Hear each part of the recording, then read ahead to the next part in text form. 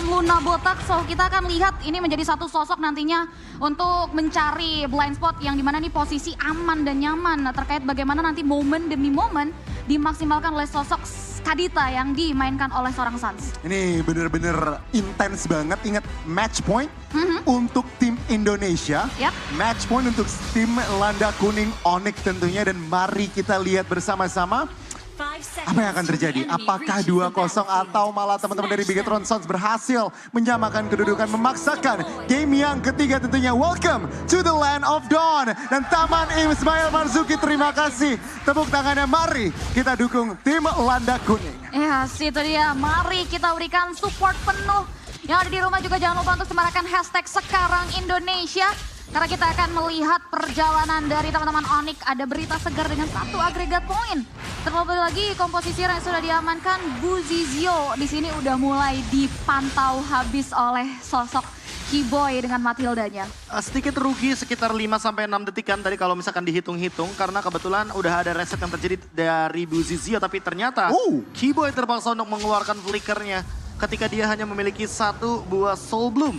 Belum memiliki skill keduanya Guided Wing, jadi dia nggak bisa melakukan escape maneuver. Ya itu dia, masih cukup safe ya bisa dibilang. Perjalanan agresivitas yang mau coba untuk di-create dari kedua belah romer. Belum ada singgungan juga, nampaknya kalau bicara soal pattern jungle dari Buzizio dan juga sosok dari Kairi. Tapi menilik dari arah sisi emblemnya. Emblem mungkin menuju ke Athena City. Keduanya juga bermain dengan sangat defensif. Tapi tidak melupakan bagaimana perbedaannya di sini dengan menggunakan agility dan juga dengan menggunakan quantum charge sebagai salah satu booster. Ya. Agar tetap bisa melakukan escape ability. Tapi lagi dan lagi ini movement 2 mans dari Bigetron Suns menuju ke area bottom lane. Ini bahkan kalau kita lihat di delay level 4 dari seorang Martis tentunya akan membuang waktu yang cukup banyak sebelum turtle yang 10 detik lagi. Tampaknya akan hadir di Land of Dawn dan mari kita lihat masih pressure Kairi mulai masuk Mortal Coil pun di Kome dan Buzizio menyerah menggunakan retributionnya menandakan netral objektif pertama 95% akan jatuh ke tim Landa Kuning. Daripada nggak dapetin level 4, nggak dapetin decimation.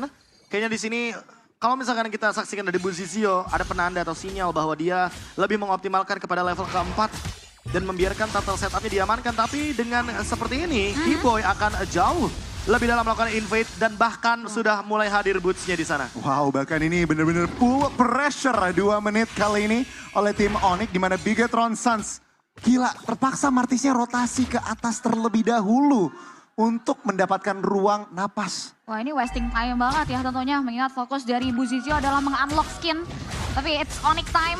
Ini dia keramaian yang sudah ada di Taman Ismail Marzuki juga. Tapi masih tidak luput dengan Keyboy di sana yang udah mulai memberikan 1 buah trigger dengan adanya 1 circling eagle. Wah gila luar biasa tuh ramainya tuh di Taman Ismail Marzuki teman-teman. Asli.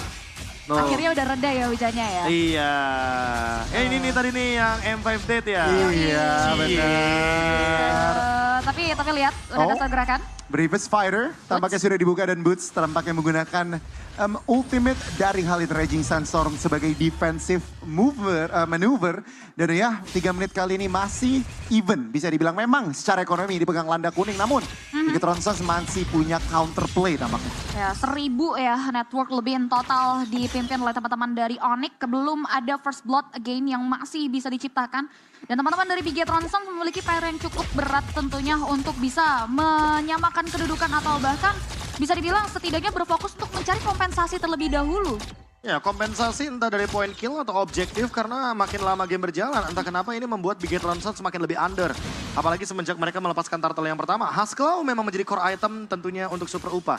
Tapi next itemnya harus dia cari secepat mungkin dan bahkan harus grouping dengan teman-teman dari Bigetron Suns lainnya. Kebetulan kalau kita melihat dari bagaimana di area bottom lane, out of nowhere sudah ada Raging Sandstorm juga. Oh, Hardguard berhasil menyelamatkan Black. Tampaknya masih bisa flicker juga dan kali ini Onyx mereka gagal secure kill dan langsung berotasi ke arah atas karena tentunya netral objektif di Land of Dawn segera hadir. Hardguard save the day ya dari sosok Syndra yang akhirnya menyelamatkan nyawa dari seorang Black. Tapi nampaknya Luna Om Botak setelah menjadi informan harus kembali dipukul mundur. Tapi nampaknya di turtle yang kedua ini agak berbeda dengan turtle sebelumnya namun orange stop. Oh my god, kali ini Circling Eagle masuk naik menangkap dua member Bravest Fighter. Oh, heavy spin mengusir dua member dari Onyx. Tapi lihat netral objective controlnya Kyrie berhasil mendapatkan turtle-nya. Blazing 2 dibuka dan Buzizio menjadi korban pertama di map kali ini. Black berusaha kabur tapi mau kemana? Tim Onyx semua langsung mendapatkan buah poin kill. Oh, Boots dengan Raging Sandstorm Flicker yang mendapatkan dua member dan cewek. Secure kill. Wow, 3 korban jiwa ditukarkan dengan 1. Ini masih belum bisa dibilangkan pertukaran yang cukup adil bagi anak-anak Bigetron Sons. Apalagi mendapatkan turtle objektif setelah Bigetron Sons memegang kendali dari turtle tersebut. Buzizio yang tidak berhasil untuk mendapatkan retribution battle-nya. Kali ini harus mengurungkan niat kembali untuk melakukan teamfight paksa dan 2 bahkan. Dari segi turtle objektif yang diamankan oleh Onyx membuat mereka jauh lebih snowballing dengan poin kill yang mereka dapatkan. Dan bahkan untuk sekarang cewek dengan Blazing duetnya sudah sangat mengerikan sekali. Demon Hunter Sword sudah di tangannya. Dan tidak kaget kalau saat ini nanti snowballing effect ini akan menimbulkan efek baru. Terutama untuk Super Upa karena Super Upa tidak join team fight. Dia butuh Win of Nature tapi di satu sisi dia juga butuh untuk mendapatkan snowballing effect-nya Boots. 1 versus 3. Kita melihat Boots sang Khalid menahan 3 member dan tampaknya di area lain Syndra menjadi korban selanjutnya ditukarkan oleh Boots. Tapi lihat dari tengah, Black hilang begitu saja. Set-upan yang sangat manis oleh keempat member dari Onyx. Titik tempur. Yes, itu dia. 2 move secara bersamaan Bigetron Sons. Kehilangan kendali mereka ketika teman-teman dari Onyx ternyata melakukan invade terhadap mid lane-nya. Dan itu dia trade kill yang sangat-sangat worth it. Ya. Boots langsung menarik 3 pemain, 3 source skill yang mahal harganya dengan heavy spin sebagai pembuka dari Bigetron Sons dan membuat mereka terpisahkan dari segi team fight. Agresivitasnya masih coba untuk terus dilakukan oleh teman-teman dari Onyx, terpantau dengan adanya diawali dengan guiding win yang ini aja udah bisa jadi teori ancaman loh. Setiap ada sosok dari Keyboy. Ini yang ngebuat teman-teman dari Bigetron Sons mengambil langkah mundur beberapa meter untuk memfokuskan terkait bagaimana setup manuver mereka di Itu dia. Ditambah dengan Circling Eagle. Dari tadi open map-nya benar-benar luas banget. Asli. Dan entah kenapa kalau kita melihat dari Onyx itu sendiri, sekarang mereka ingin mendapatkan perfect turtle ditambah dengan Boots yang gagal untuk di-ganking kembali. Walaupun harus kehilangan objektif, tapi harusnya ada trade yang bakal mahal harganya sekarang. Wah itu cepet banget, apalagi di sisi bawahnya turret yang sempat dibawa di area top lane di mirroring juga oleh sosok cewek. Jadi pertukaran yang dicari ada di bawah oleh Bigetron Sons masih belum bisa untuk mengupayakan untuk memulihkan keadaan, tapi Black nampaknya sudah mulai dibekuk, ada hard guard yang masih belum keluar ya. Dan nampaknya teman-teman dari Onyx masih cukup untuk trigger disiplin. Buzizio join fight. Oh, Blazing duet dari cewek tampaknya sudah mulai masuk ke area dan oh, nakap yang besar menghilangkan Luna Om Botak. Keyboy menjadi pertukaran dari cewek. Kali ini masih belum bisa bertahan dan 2 tuker 1 akhirnya Bigetron Sons berhasil mendapatkan trade yang memenangkan untuk mereka. Tidaknya ada point shutdown di sana Profesor KB. Iya, point shutdown yang cukup mahal dan at least mereka mendapatkan sebuah trade yang akhirnya menguntungkan. Tapi kalau kita lihat dari itemnya sedikit Cipi, kalau kita berbicara bagaimana Blade Armor yang kali ini bekerja sangat works bagi Kyrie, tapi kita juga harus sadar bahwa ada Husklau dan Berserker Fury dari Super Upa. Damage deal kritikalnya akan sangat tinggi sekali. Membutuhkan Wind of Nature untuk cewek ketika dia ingin bermain dengan Blazing Duet di tengah-tengah teamfight dari Bigetron Sons. Tapi ingat juga, Wind of Nature itu akan tembus dengan Decimation.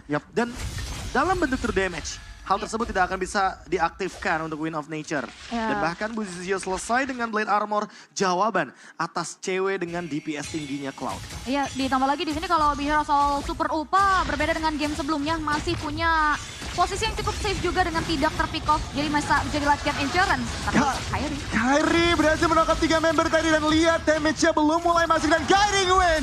Oh my god, berhasil menyelamatkan Kyrie. Luar biasa gameplay mereka dan bahkan dibalikan oleh Suns. Cewek secure kill Bigetron, 1 member hilang, mereka terpaksa mundur. One last hit, Kyrie still survive dari counter setup yang dibentuk oleh teman-teman dari Bigetron Sons dan bahkan di outplay. 1 turret di area bawah pun harus dibawa dan berhasil disecure oleh sosok Boot di sana. Iya, dan untuk sekarang Holy Crystal dari Suns ini dia sebuah jawaban atas Flask of the Oasis. Dia paham gimana caranya menunggu momentum sebelum nanti Flask of the Oasis-nya aktif. Hilangkan dulu lawannya.